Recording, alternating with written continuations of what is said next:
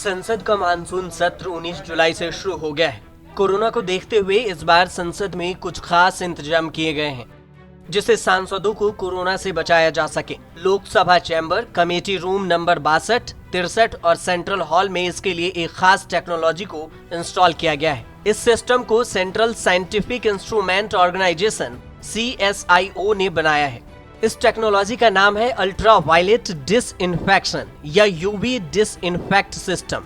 आखिर ये टेक्नोलॉजी होती क्या है, ये कैसे काम करती है, कोरोना वायरस पर कितनी असरदार है, इसका इस्तेमाल कितना सुरक्षित है, इसके बारे में भी आज समझेंगे। सबसे पहले समझिए ये पूरा सिस्टम आखिर है क्या। ये पूरा सिस्टम अल्ट्रा वायलेट लाइट के जरिए हवा में मौजूद वायरस को मारने के लिए बनाया गया है। सिस्टम को auditorium, conference room, classroom, AC बस और मॉल जैसी जगहों पर आसानी से फिट किया जाता है।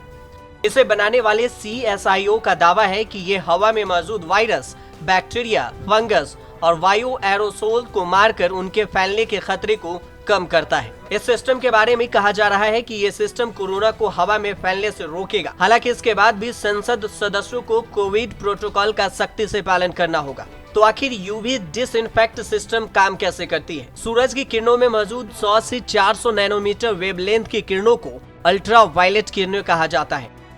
इन्हीं अल्ट्रा वायलेट किरणों को वेवलेंथ के हिसाब से 3 कैटेगरी में बांटा गया है। पहला UVC जो 100 से 280 नैनोमीटर के बीच में होता है, और दूसरा UVB जो 280 से 315 नैनोमीटर, और तीसरा UVA 315 से 400 नैनोमीटर के बीच।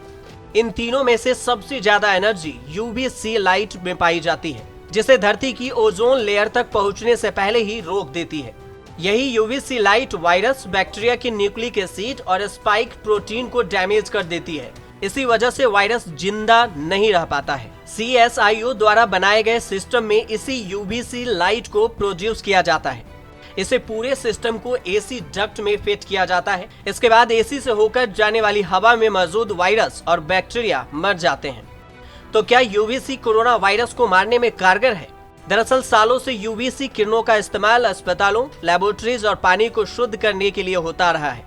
अलग अलग रिसर्च में ये बात सामने आई है कि UVC किरणें कोरोना को फैलने से रोकने में कारगर है। रिसर्च जर्नल साइंस डायरेक्ट में पब्लिश एक रिपोर्ट के मुताबिक कोरोना वायरस UV रेडिएशन के प्रति बेहद सेंसिटिव है और वायरस के हाई वायरल लोड को 9 मिनट के भीतर ही UV रेडिएशन के जरिए खत्म किया जा सकता है। जून 2020 में पब्लिश इसी तरह की एक साइंटिफिक रिपोर्ट में भी वैज्ञानिकों ने पता लगाया था कि UVC रेडिएशन कोरोना के अल्फा और बीटा वेरिएंट के प्रोटीन कोटि को नष्ट कर देता है।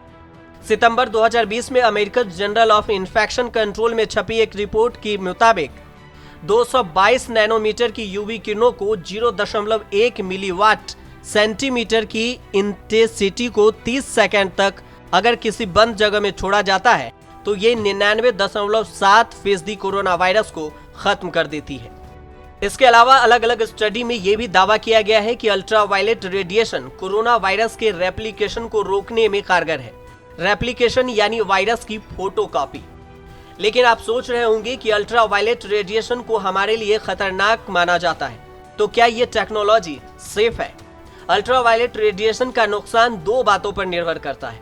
पहला इंटेंसिटी और दूसरा ड्यूरेशन, यानी कितनी इंटेंसिटी की UV लाइट में आप कितनी देर तक रहें। अगर ज्यादा इंटेंसिटी की लाइट में आप ज्यादा देर तक एक्सपोज हो गए तो आपके लिए नुकसानदायक हो सकता है। हालांकि इस टेक्नोलॉजी में इस्तेमाल हो रही 254 नैनोमीटर की UVC लाइट को इंसानों पर कम खतरनाक माना जाता है। UVC लाइट का ही एक और प्रकार होता है जिसे फार UVC कहा जाता है। ये वायरस और बैक्टीरिया के जरिए तो घातक होती है, लेकिन इंसानों तक इसका ज्यादा असर नहीं होता। ज्यादातर डिसइंफेक्टेड सिस्टम में इसी लाइट का इस्तेमाल होता है। CSIO ने कहा है कि इस टेक्नोलॉजी को सभी तरह के सेफ्टी स्टैंडर्ड पर खरा उतरने के बाद ही इंस्टॉल किया जा रहा है। साथ ही ये पूरा सिस्टम AC डक्ट में इंस्टॉल किया जाएगा ताकि कोई भी किसी भी तरह के इसके संपर्क में न आ सके। बता दें कि 1801 में अल्ट्रावायलेट लाइट की खोज के बाद से इसका इस्तेमाल अलग अलग कामों के लिए होता आ रहा है। 1877 में पहली बार सरफेस को डिसइंफेक्ट करने के लिए अल्ट्रावायलेट किरणों का इस्तेमाल किया गया था। इसके बाद पानी और हवा में मौजूद बैक्टीरिया और वायरस को मारने के लिए भी अल्ट्रावायलेट किरणों का इस्तेमाल होने लगा। कई देशों में टीबी के वायरस को फैलने से रोकने के लिए भी इस टेक्नोलॉजी का इस्तेमाल किया गया था। News tech bureau.